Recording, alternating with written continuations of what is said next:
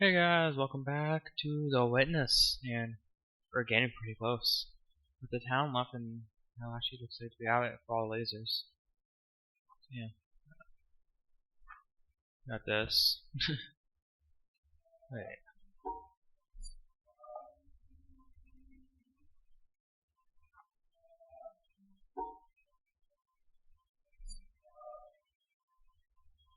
it's wait for me to see. I think I see a solution.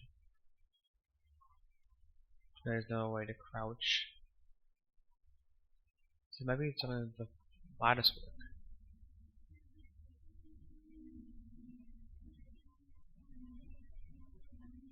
I have to avoid the lattice. Like this. Oh, right? Nothing there. Up there. There's no lattice work there. There.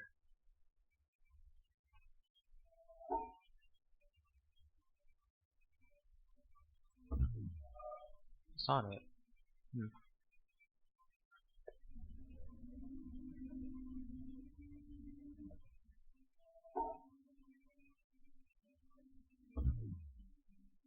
Hey, I have so many solutions. No, I'm not gonna brute force it. What's the point in that? I think, yeah, that is really.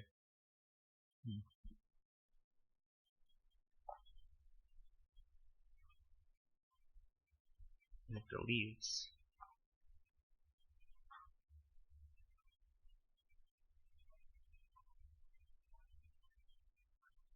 Can I follow the lattice? Good stuff? I don't think I can.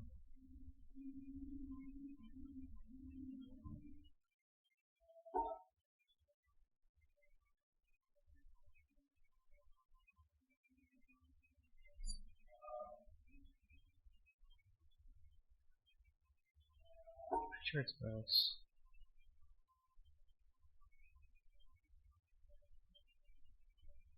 It's not this, yeah.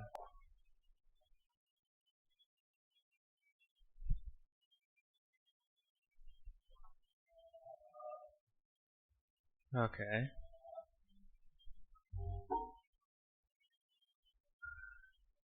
Solution for this one, at least. I don't know why this one works and this other one doesn't, but you know.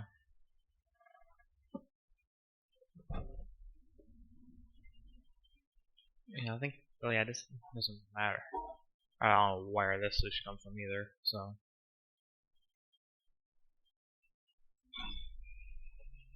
Like I thought it was lattice work, but like it's not.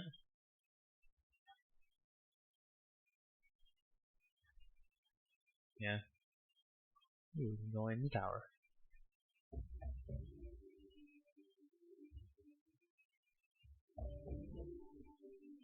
I don't think we can get any further than this. Yeah.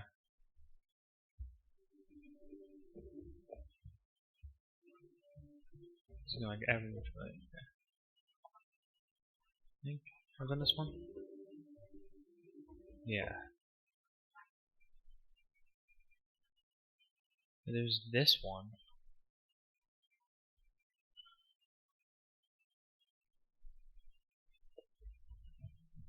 I have no clue what the solution is for this one over here.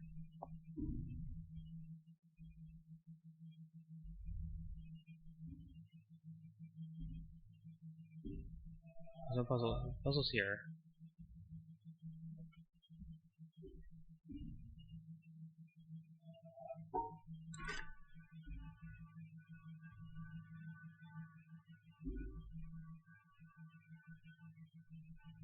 Why is it glowing?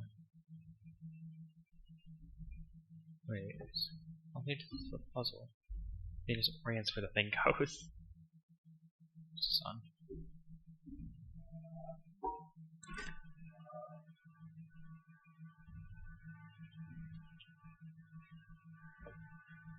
Oh, what?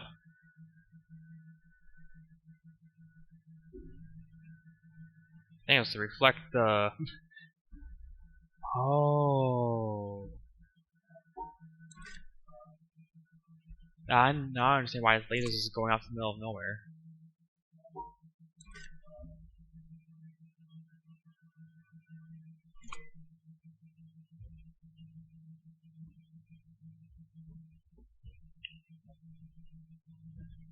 Okay, that makes more sense now why that laser is so far off, but...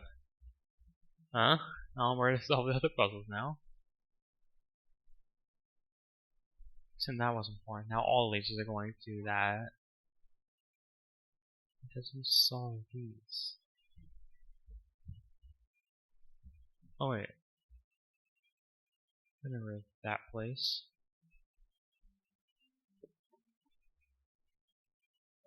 This is... yeah.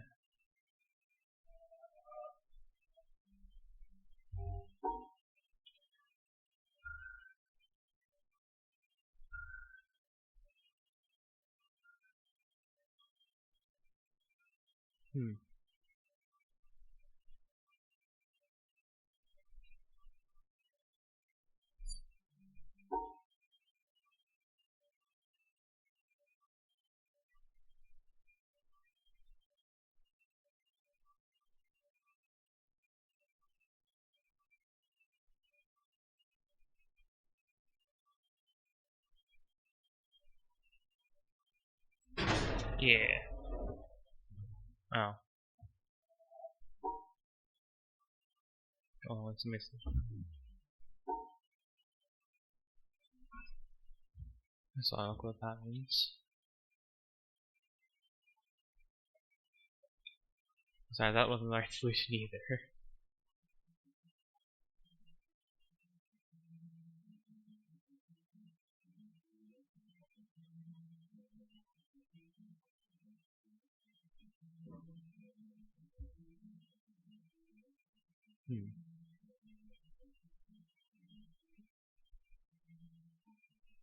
This is like all the environmental puzzles.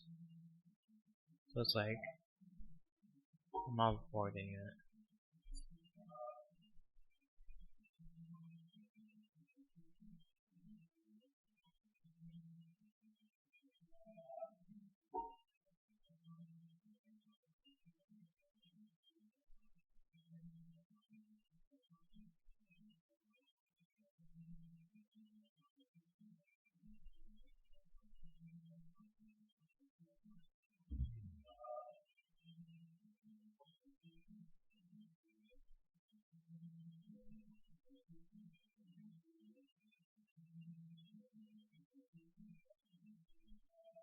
This down.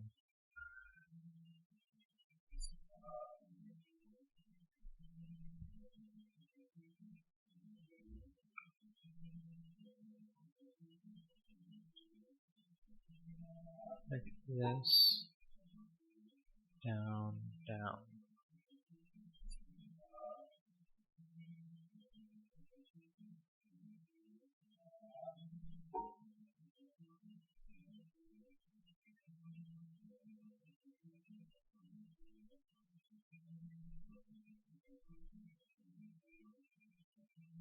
Yeah.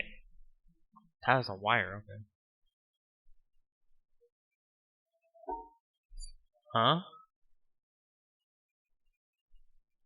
I don't think it has to do with the tree. That's true. Does it? I think it's this tree.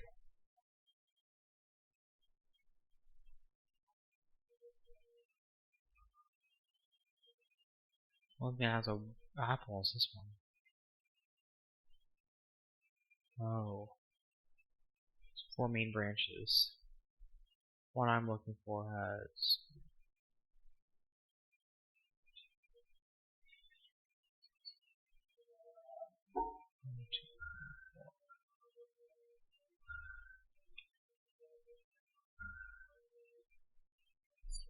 Right.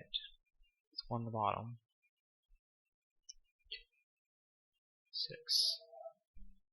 1, 2, 3, 4, 5, 6. Yeah. Hey, there you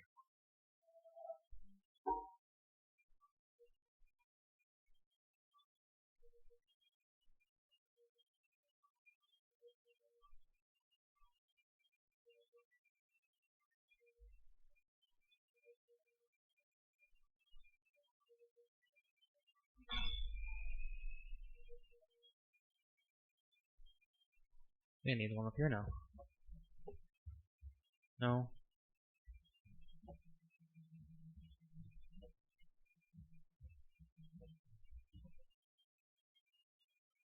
Then this one gets activated by something else.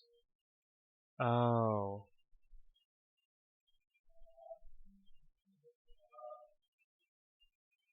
Let's stay on?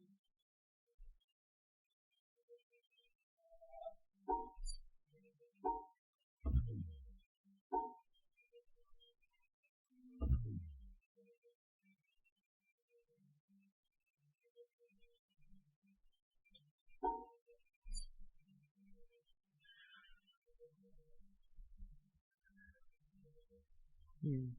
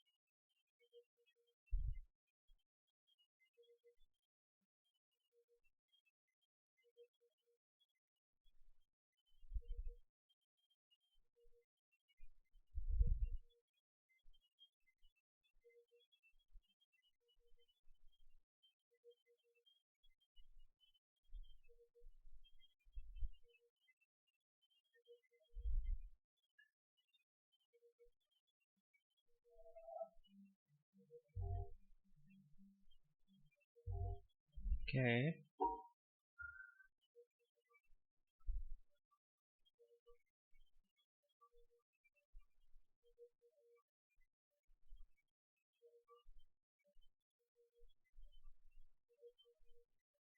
Why is this a solution?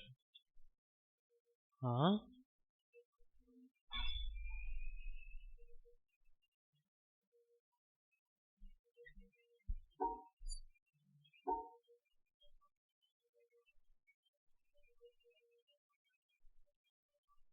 Am I ignoring different trees or something like that?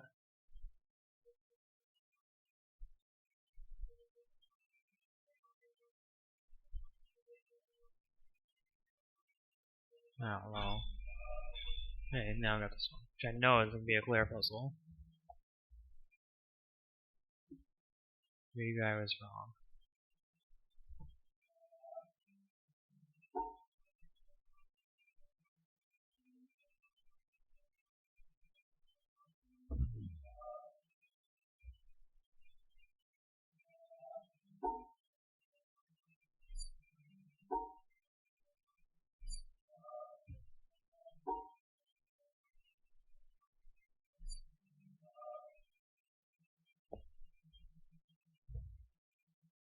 Hmm.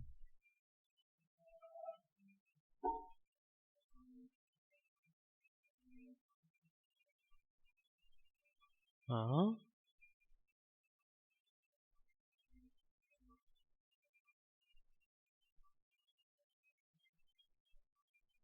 I guess sometimes the solution, but other times it isn't.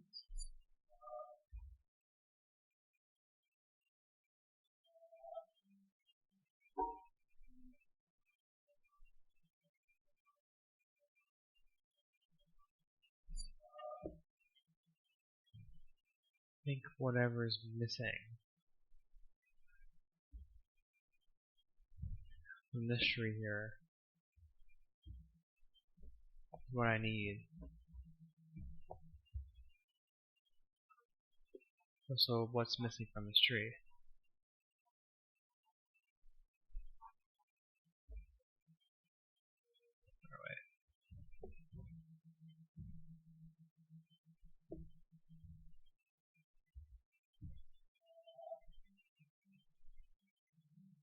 You have to avoid the shadow. It's like a marked on.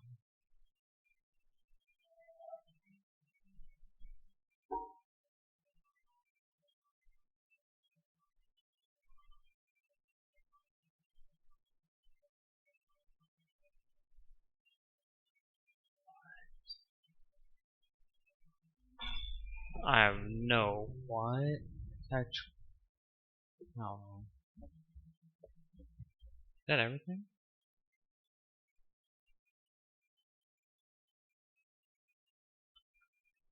That might be everything.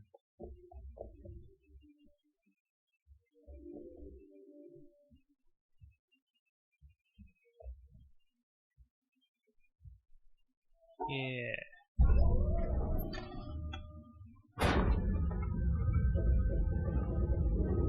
Cool.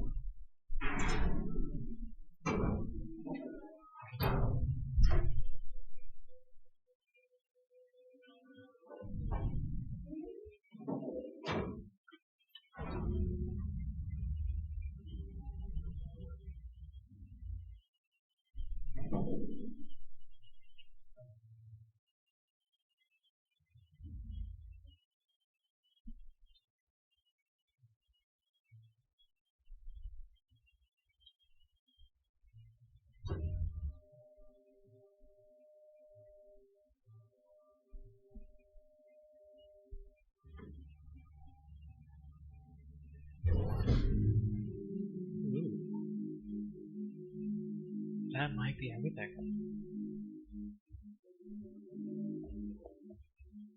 I think it's time we head to the mountain. I've done every area, I think. Really quick, is like town. Oh, that was a town. Too challenging endgame. Yeah.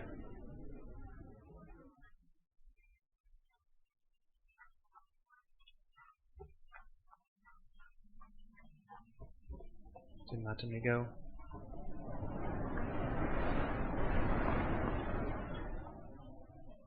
I forgot that I got there though. I thought it would be this way.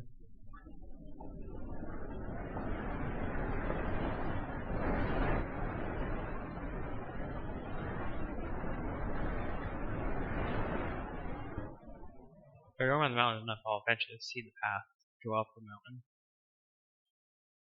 So I thought it would be like on the backside of the mountain. It's a bunker. It's like a yellow pipe. This looks like that. Oh. Never saw that.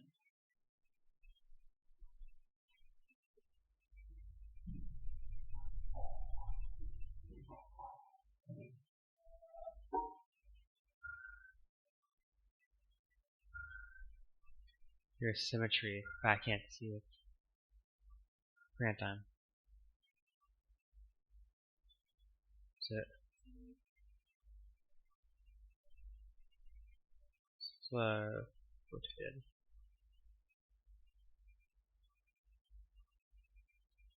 Do this.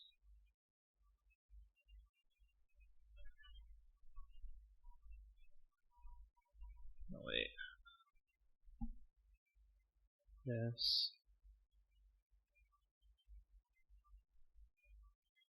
This is blocked right here.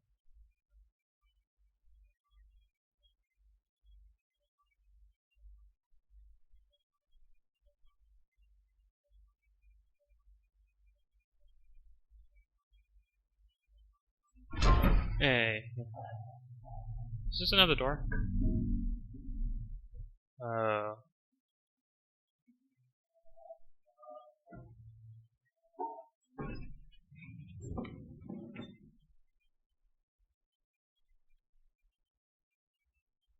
Okay. That seems important.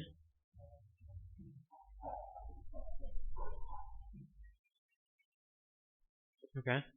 A screenshot of it. It's snowy up here.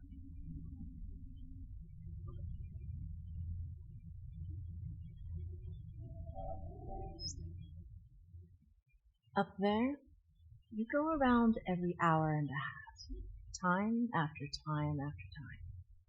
You wake up usually in the mornings, and just the way that the track of your orbits go, you wake up over the Mideast, over North Africa. As you eat breakfast, you look out the window as you're going past, and there's the Mediterranean area, and Greece, and Rome, and North Africa, and the Sinai, the whole area. And you realize that in one glance, that what you're seeing is what was the whole history of man for years, the cradle of civilization. And you go around down across North Africa and out over the Indian Ocean and look up at that great subcontinent of India pointed down toward you as you go past it, and Ceylon off to the side, Burma, Southeast Asia, out over the Philippines, and up across that monstrous Pacific Ocean. Vast body of water. You've never realized how big that is before. And you finally come up across the coast of California and look for those friendly things. Los Angeles and Phoenix and on across El Paso. And there's Houston. There's home. And you look, and sure enough, there's the Astrodome. And you identify with that, you know? It's an attachment. And down across New Orleans, and then looking down to the south, and there's the whole peninsula of Florida laid out. And all the hundreds of hours you spent flying across that route, down in the atmosphere, all that is for me. And you go out across the Atlantic Ocean and back across Africa. And you do it again, and again, and again. And that identity, that you identify with Houston, and then you identify with Los Angeles, and Phoenix, and New Orleans, and everything. And the next thing you recognize in yourself is you're identifying with North Africa. You look forward to that. You anticipate it. And there it is. That whole process begins to shift of what it is you identify with. When you go around it in an hour and a half, you begin to recognize that your identity is with that whole thing. And that makes a change. You look down there, and you can't imagine how many borders and boundaries you crossed again and again and again. And you don't even see them. At that wake-up scene, the Mideast, you know there are hundreds of people killing each other over some imaginary line that you can't see. From where you see it, the thing is a whole, and it's so beautiful. And you wish you could take one from each side in hand and say, look at it from this perspective. Look at that. What's important? And so a little later on, your friend, again those same neighbors, another astronaut, the person next to you goes out to the moon. And now he looks back and sees the Earth not as something big where he can see the beautiful details, but he sees the Earth as a small thing out there. And now that contrast between that bright blue and white Christmas tree ornament and that black sky, that infinite universe, really comes through. The size of it, the significance of it, it becomes both things. It becomes so small and so fragile, and such a precious little spot in that universe that you can block it out with your thumb. And you realize that on that small spot, that little blue and white thing is everything that means anything to you. All of history and music and poetry and art and war and death and birth and love, tears, joy, games, all of it is on that little spot out there that you can cover with your thumb. And you realize that that perspective, that you've changed, that there's something new there. That relationship is no longer what it was. And then you look back on the time when you were outside on that EVA and those few moments that you had the time because the camera malfunctioned, that you had the time to think about what was happening. And you recall staring out there at the spectacle that went before your eyes. Because now, you're no longer inside something with a window looking out at a picture. Now you're out there, and what you've got around your head is a goldfish bowl, and there are no limits here. There are no frames. There are no boundaries. You're really out there, over it, floating, going 25,000 miles per hour, ripping through space, a vacuum, and there's not a sound. There's a silence the depth of which you've never experienced before. And that silence contrasts so markedly with the scenery and the speed with which you know you're going. That contrast, the mix of those two things, really comes through. And you think about what you're experiencing and why. Do you deserve this? This fantastic experience? Have you earned this in some way? Are you separated out to be touched by God to have some special experience here that other men cannot have? You know the answer to that is no. There's nothing that you've done that deserves that earned that. It's not a special thing for you. You know very well at that moment, and it comes through to you so powerfully, that you're the sensing element from man. You look down and see the surface of that globe that you've lived on all this time, and you know all those people down there. They are like you. They are you. And somehow you represent them when you are out there. A sensing element. That point out on the end. And that's a humbling feeling. It's a feeling that says you have a responsibility. It's not for yourself. The eye that doesn't see does not do justice to the body. That's why it's there. That's why you're out there. And somehow you recognize that you're a piece of this total life. You're out on that forefront and you have to bring that back somehow. And that becomes a rather special responsibility. It tells you something about your relationship with this thing we call life. And when you come back, there's a difference in that world now. There's a difference in that relationship between you and that planet, and you and all those other forms of life on that planet, because you've had that kind of experience. It's a difference, and it's so precious. And all through this, I've used the word you because it's not me. It's not Dave Scott. It's not Dick Gordon, Pete Conrad, John Glenn. It's you.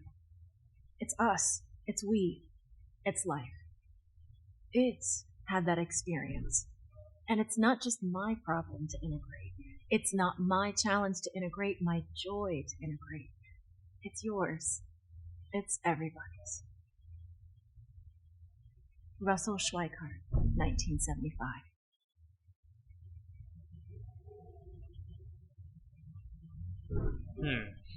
I actually don't know how to solve this next part.